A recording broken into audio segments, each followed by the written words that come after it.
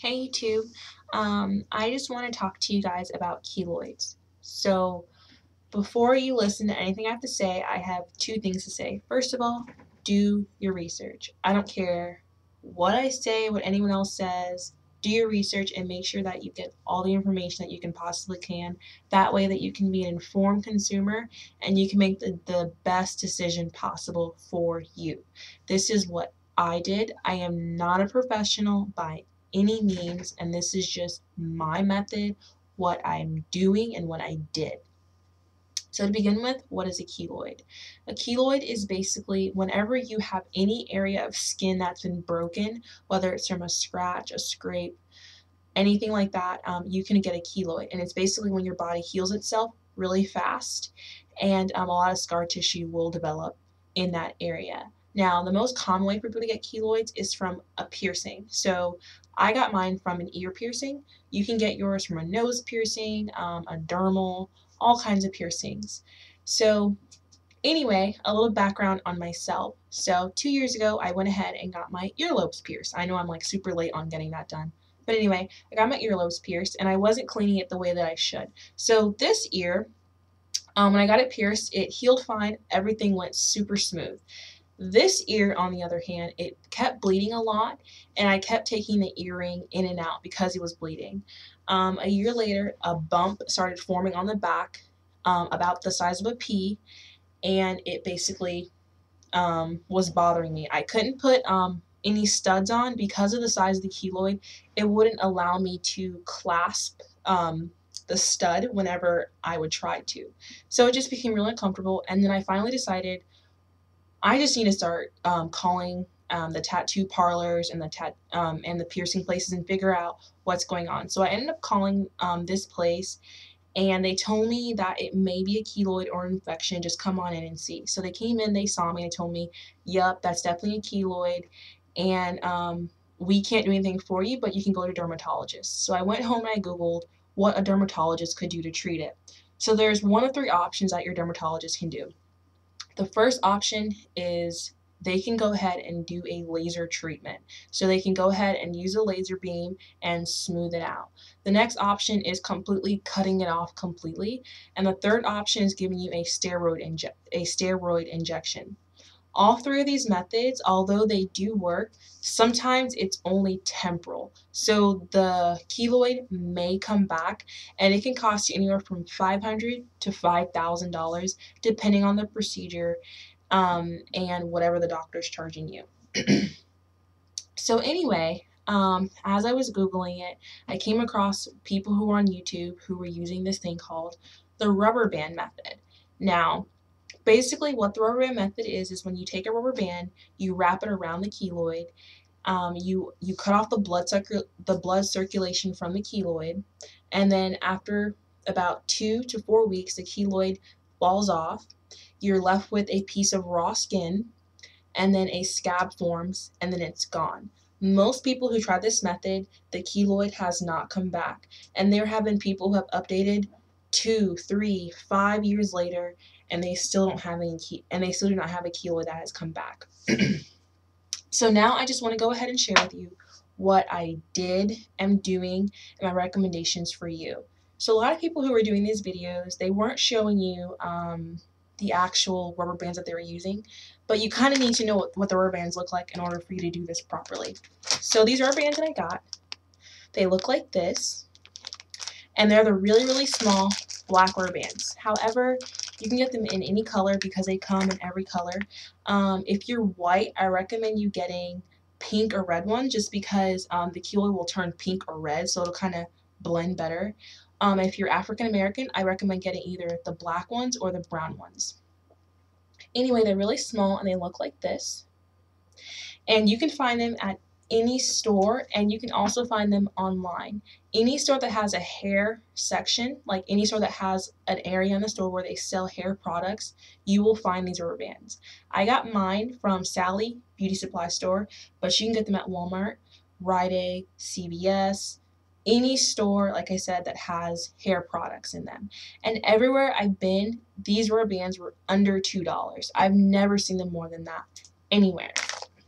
So what you're going to do is you're going to take the rubber band and you're going to wrap it around the keloid. Now, although my keloid is on this side, I'm going to do it over here. So in theory, you would go ahead and take your ear, wherever it is, wrap it around 2, hopefully 3 times to get as tight as possible, and then you do it like that. Now, obviously, I just wrap it around my earlobe, but you would wrap it around anywhere you have the keloid. Now, if you have a keloid anywhere, you're probably prone to keloids.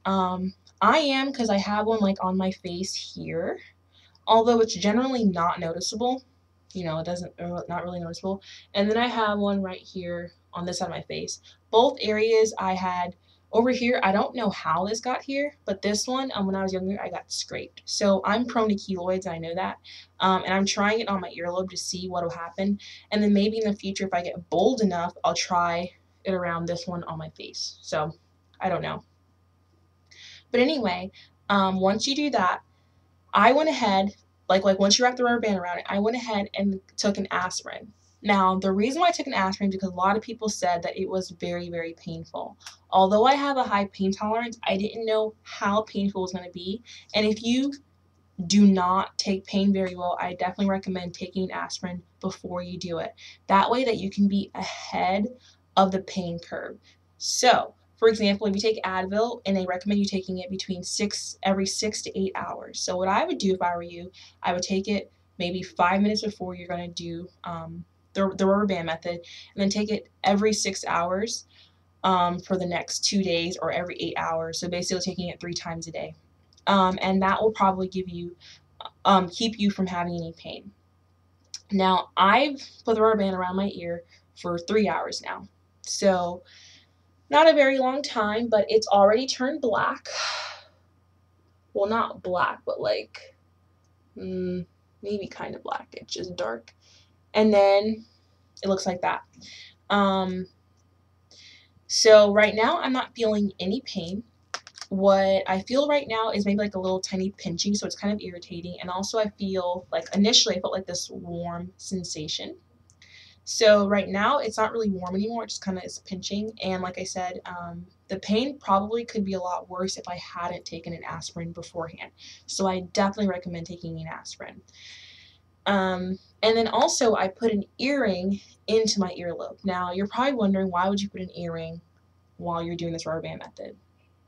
The reason why I ended up putting an earring in it is because your ear hole will end up closing, no matter if it's a cartilage or an earlobe or wherever the piercing may be. The ear hole itself will end up closing if it hasn't closed already.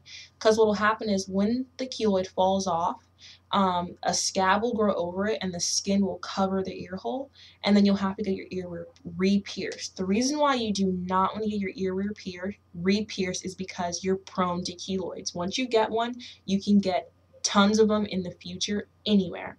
So re-piercing the ear will put you at risk of getting another one. And since you just removed one, you don't want to get another one. So what I would strongly, and I mean strongly, recommend is putting an earring into your ear hole during this process. So I went ahead and took an earring that has a hook like this. Like, you want to use an earring that has a hook on it. You can use any earring that's open. The only earring that you don't want to use are the ones that are studded with the back on them, with the back on them, because they'll basically clamp it, and you don't want it like squeezing the keloid too tight. Like, you don't want that. Another really good type of earring to use are the horseshoe shaped ones, because like I said, they are open and they allow the keloid to do its thing. Now, that is what I did. Now, what I would recommend, now my recommendations for you are basically to do what I did, wrap the rubber band around it, put an earring in it, and take an aspirin. Now, I also recommend touching it as minimal as possible and keeping it clean constantly. So I recommend cleaning it about 2 or more times a day. So basically taking alcohol peroxide, using a cotton ball or Q-tip, rubbing it around the keloid, and not touching it after that. Just leave it alone. Finally, if it is hurting, remember the pain is temporary. I know it may hurt a lot to the point where you might even have a headache. It doesn't matter. You've gotten this far. Like, seriously, you've already put the rubber band on. You've gotten this far. You are so close to getting rid of this stupid keloid. So what I recommend, just go ahead and go through with it. Like, just hang in there. You'll be so happy in 2 to 4 weeks when it's gone and you're done. You're gonna be so happy. Like, you're gonna like write me a comment, be like, oh my gosh, thank you so much. My keloid's gone. You're gonna be so happy. So don't worry about it. Just let it do its thing. And finally, I just want to tell you that I am not a doctor. Do your research and do what you think is best for you. However, I'm trying it because I feel like it is my best option. And the worst case scenario is that it doesn't work. I'm not going to die. I'm not going to get sick. I'm not going to pop a blood vessel. Nothing's going to happen to me if it doesn't work. The best case scenario is, of course, it falls off and it's over. And I'm betting on the best case scenario.